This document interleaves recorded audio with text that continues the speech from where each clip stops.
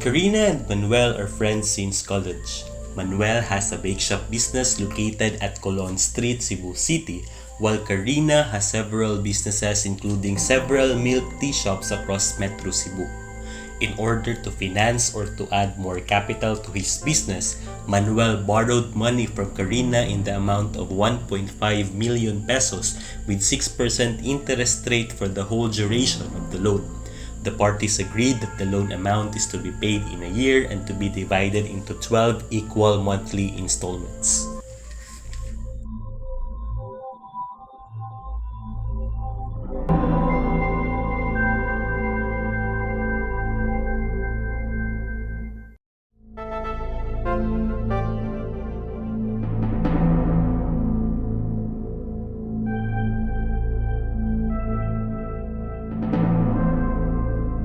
For the next 5 months, Manuel religiously paid the monthly installments for a total of 661,250 pesos.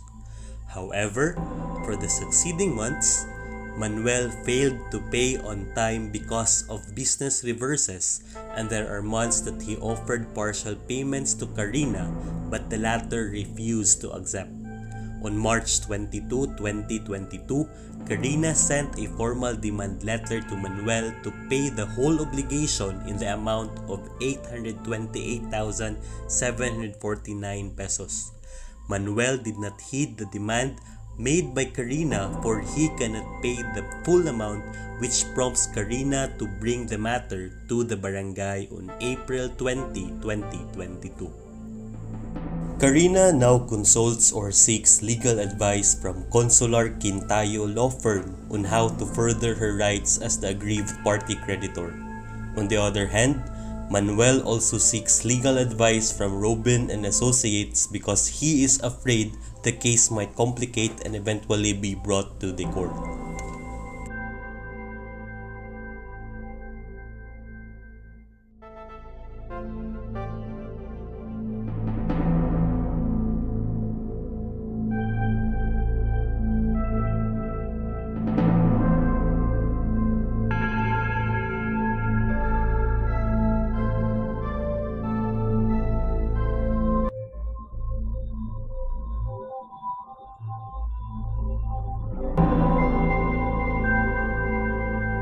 So Karina, what brings you here? I'm here to seek your advice. I have a friend who borrowed money from me and he failed to pay the entire amount. Okay, Car, but before we delve into your issue, we would like to inform you that our discussion is strictly confidential. We also assure you that here at Consular Quintayo and Associates, we value lawyer-client fiduciary relationship, and it is our utmost goal to provide our clients with exemplary service. This is the preliminary stage wherein the lawyer should assure the client that what will be discussed are all confidential, because this will set the tone of the whole relationship. Thank you so much, attorney. Now, could you narrate to us what happened? This is the description of the problem stage. Let the client do the talking and let him describe the problem. My friend since college, Manuel, borrowed 1.5 million from me to finance his bake shop business. We executed this contract of loan on November 13, 2020. And because he's my dearest friend, I only charged him 6% for the whole amount to be paid in 12 monthly installments, or equivalent to 132,500 per month, attorney. What happened next, Car? At the first 5 months, he religiously paid the monthly installments. However, on the 6th and 7th months, he failed to pay because he suffered business reverses. And on 8th and 9th months, he paid me 50,000 respectively. I accepted the payment, attorney, although short, because I really understand his situation. How about the succeeding months? On the 10th month, Manuel again failed to pay his monthly installment. However, on the 11th month, he tried to pay me 100,000 pesos, but I refused because I wanted him to pay the whole unpaid balance.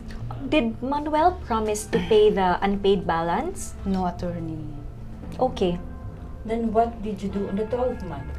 On December 14, 2021, the expiration of the term of the loan, I orally demanded from Manuel the payment of his obligation. However, attorney, my demand left unheeded, and instead, on January 20, 2022, Manuel tried to tender payment of 200,000 pesos. Did you accept that payment? No, attorney, I did not accept because I wanted him to pay the 828,000 representing the whole unpaid obligation. Did he pay you the said amount? Unfortunately, attorney, Manuel did not pay me, and that made me to orally demand from him the payment of his unpaid obligation. So what happened to your oral demand, Car? It was futile, attorney, because at that time, Manuel had only 200,000 pesos. That forced me to make a formal demand letter on March 22, 2022. Did Manuel heed to your demand letter? Still, Manuel did not paid or heed to my demand letter. So I brought the matter in the barangay on April 20, 2022. Car, could you tell us what happened during the Barangay Conciliation proceedings?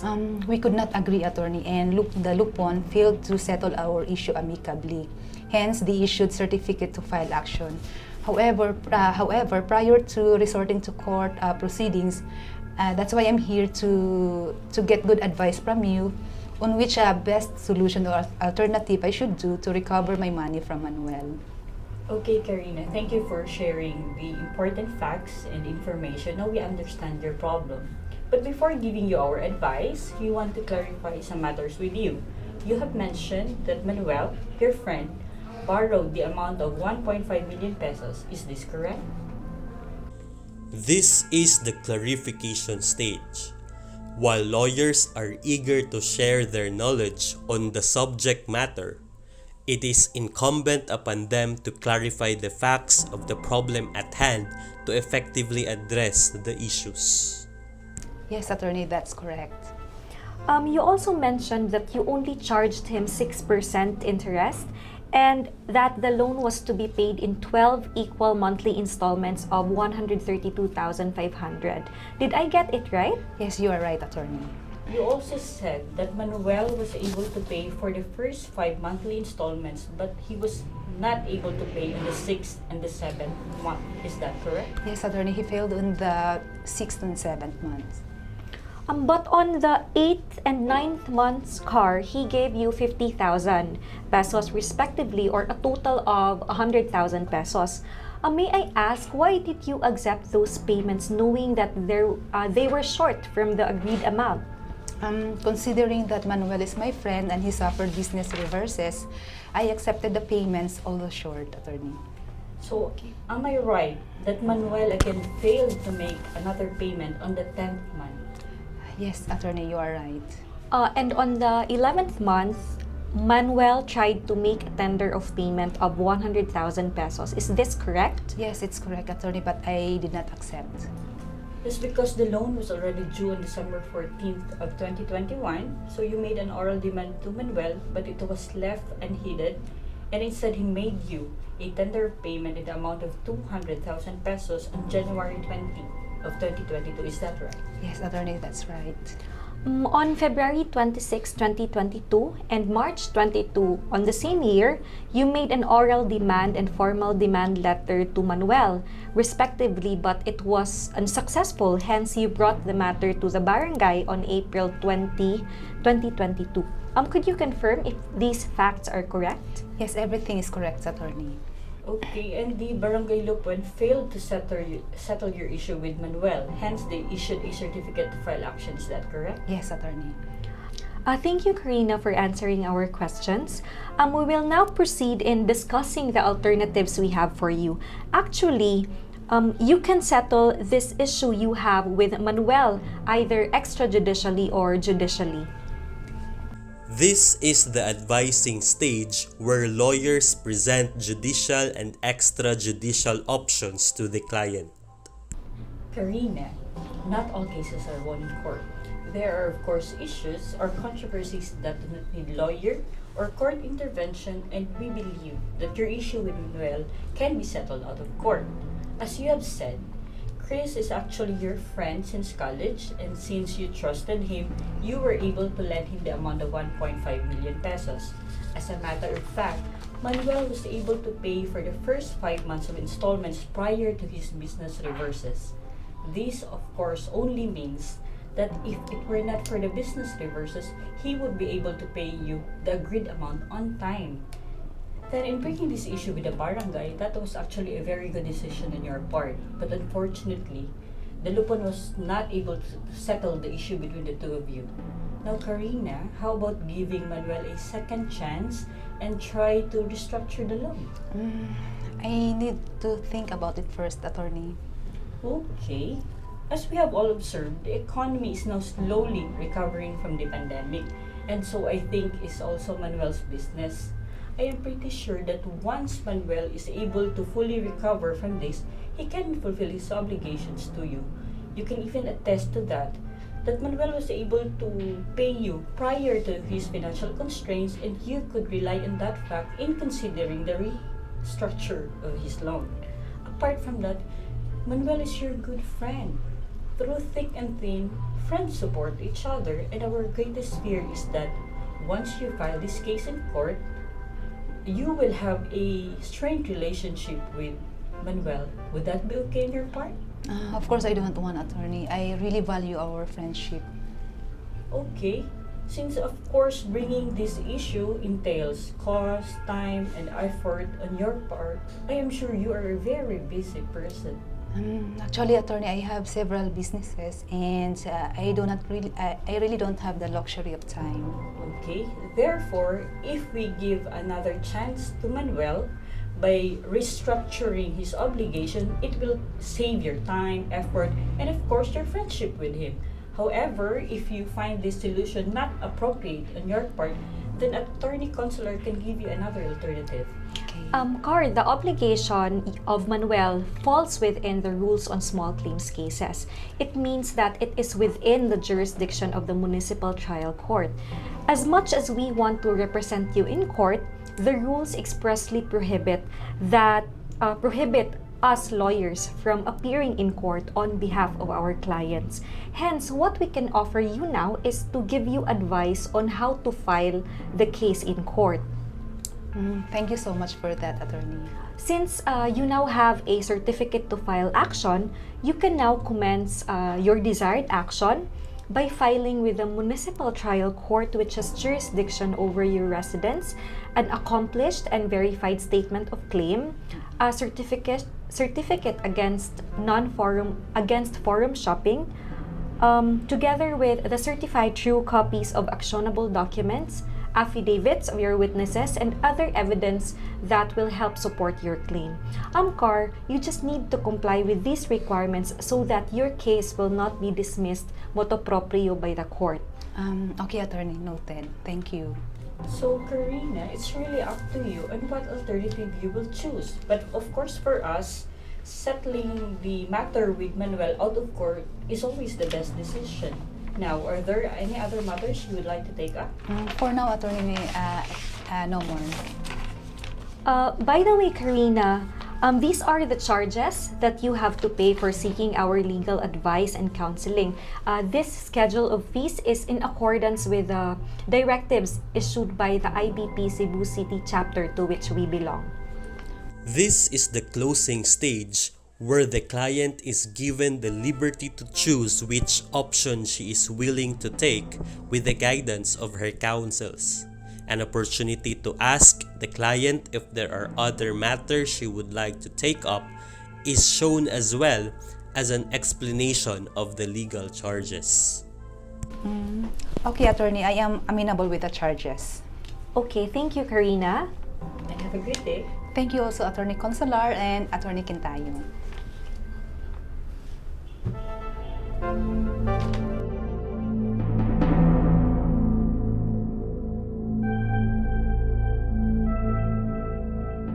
Good morning, Mr. Manuel. I am lovely dear Robin. Please be comfortable and let us talk about your issue. Good morning, attorney. Thank you. So, Mr. Manuel, what brings you here today?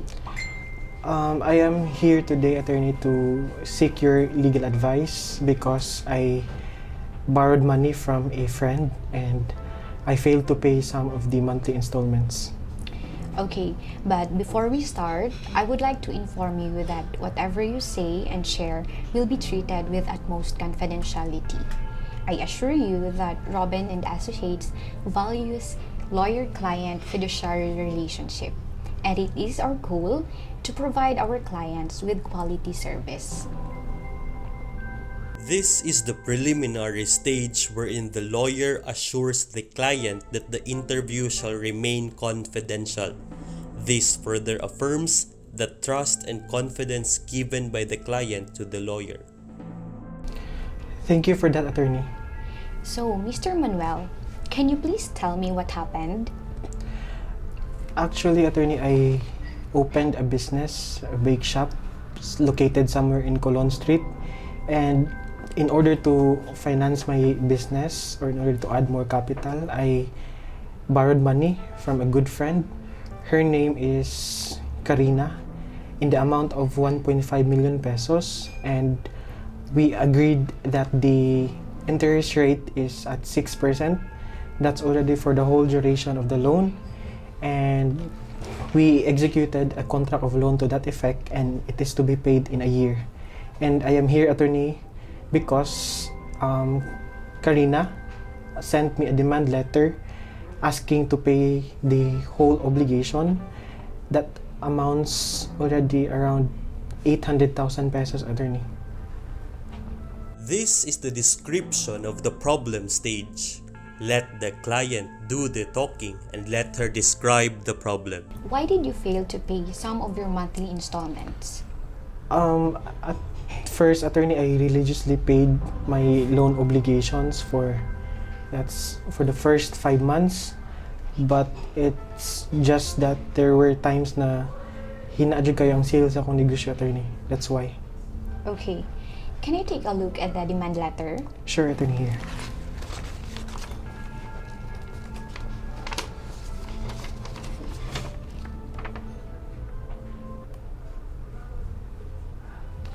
So Miss Karina said that you have been late with your monthly installments many times.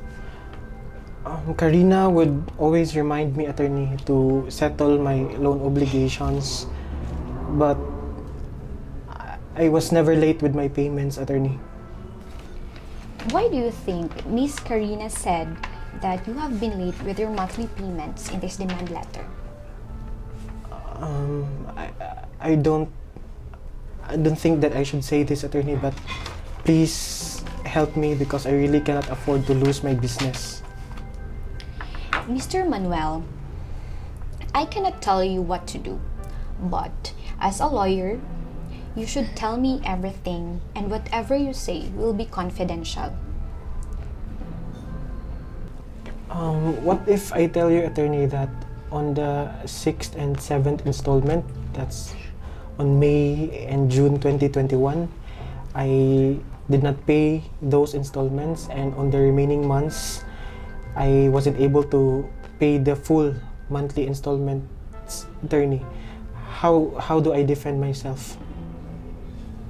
What was shown is one of the barriers in legal interviewing. Clients often withhold information that will hurt the case.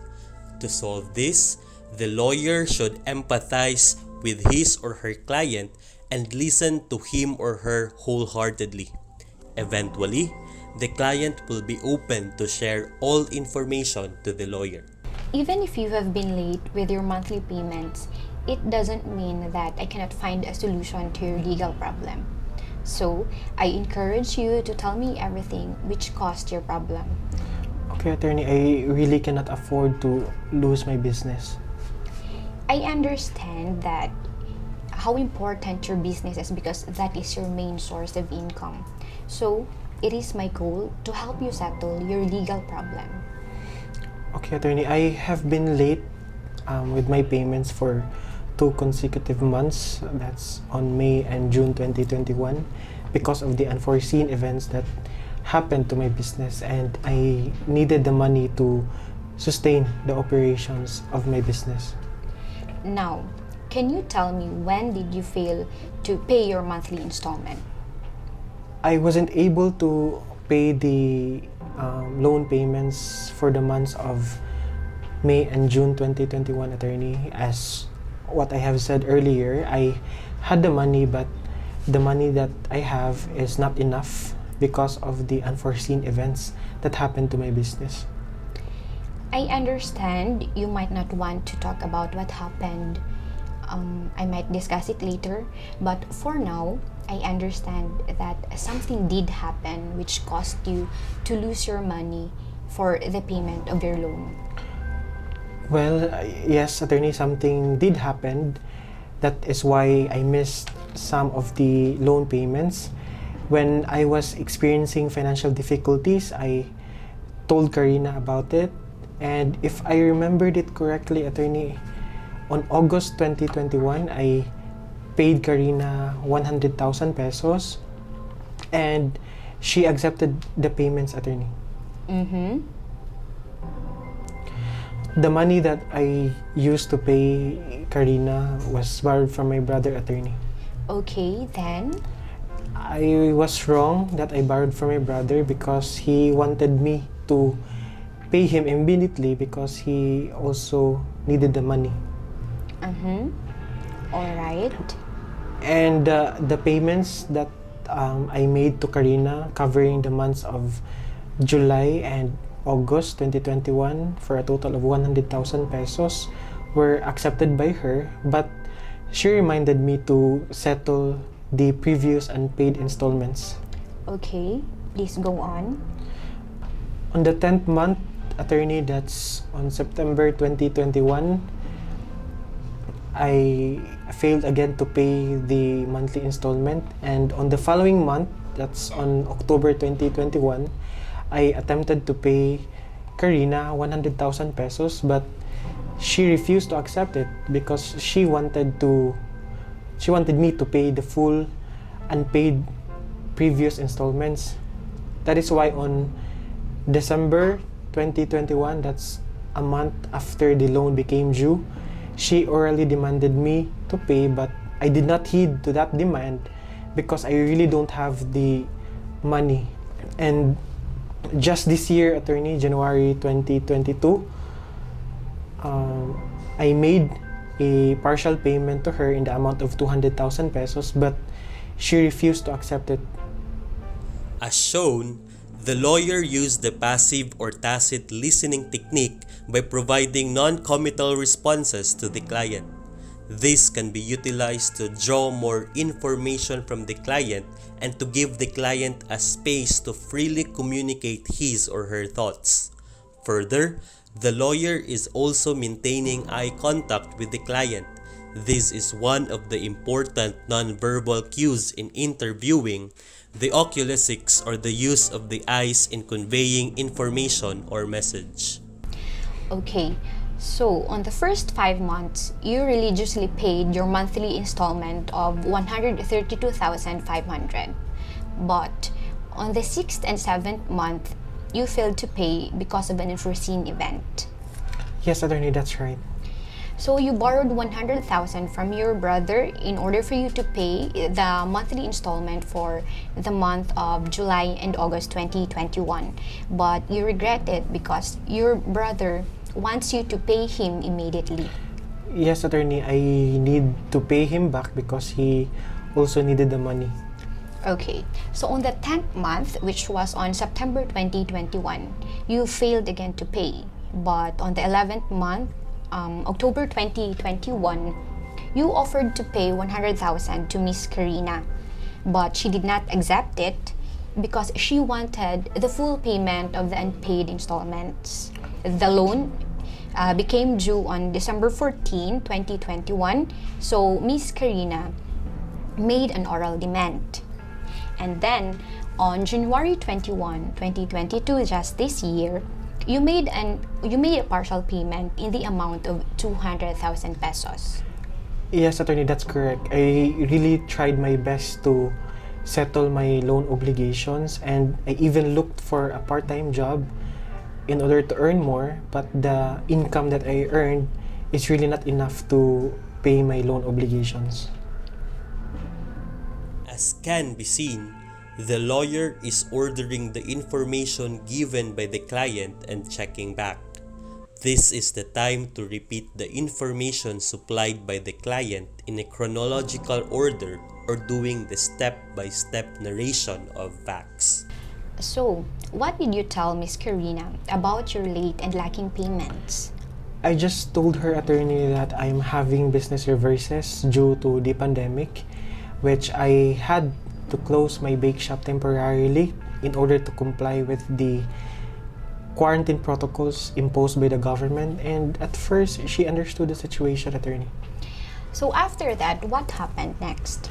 If I remembered it correctly, attorney, on February 2022, she orally demanded me again to pay my loan obligations to her, but same reason, I don't have the full amount.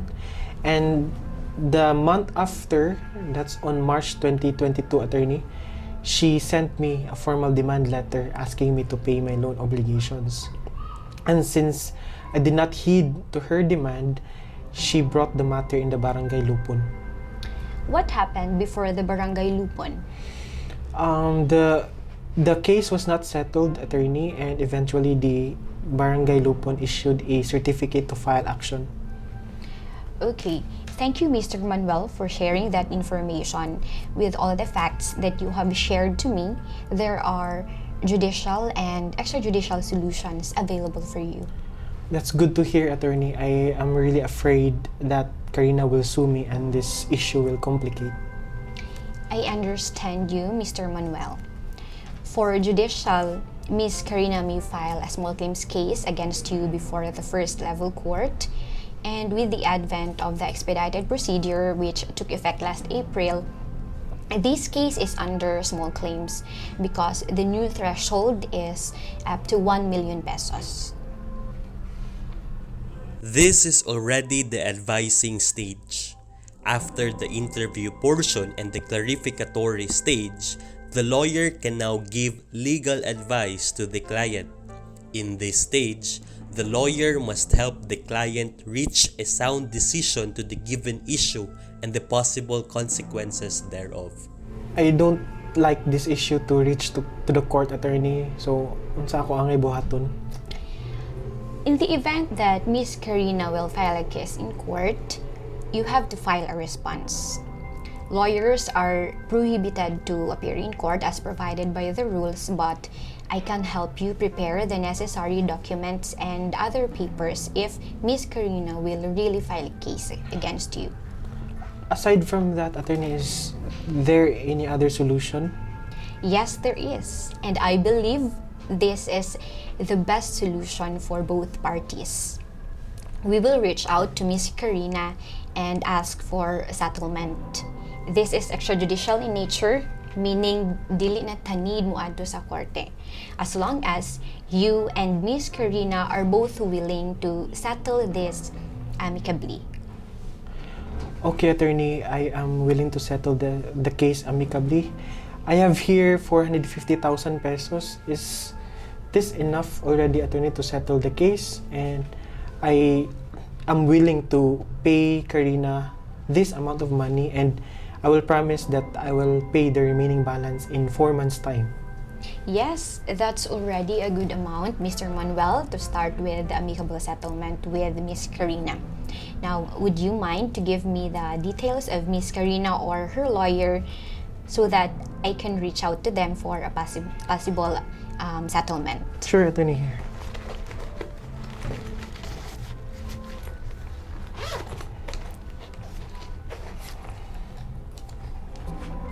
Okay, thank you. By the way, attorney, if I may ask, pila di akong bayranan for your legal service? Don't worry, Mr. Manuel. We can talk about this matter after the settlement. I promise that I will charge reasonable fees based on the guidelines of the IBP. What I am after is that to solve this matter without going to court. Thank you very much, attorney. Okay, I will just inform you on whatever the decision of Miss Karina in regard to this case and the possible settlement. Okay, attorney, thank you. And if okay ra nimo, attorney, can we talk once again over a cup of coffee if you have the time? Thank you for your offer, Mr. Manuel, but my schedule is really tight. What we should focus now is to settle your case. Is that okay? I understand, attorney. Thank you very much. You're welcome. As shown, transference is about to kick in. Transference is an unconscious psychological need or the strong feeling of the client for the lawyer. However, the lawyer or helper can prevent the further development of the feelings of the client towards her. The lawyer should act professionally and should not give in to the offer or demand of the client.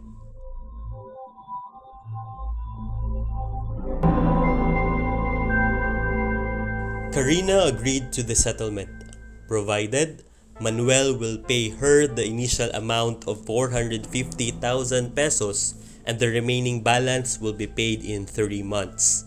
Karina also wanted the execution of an agreement to this effect. Manuel was informed by his lawyer with this and agreed as well to the terms.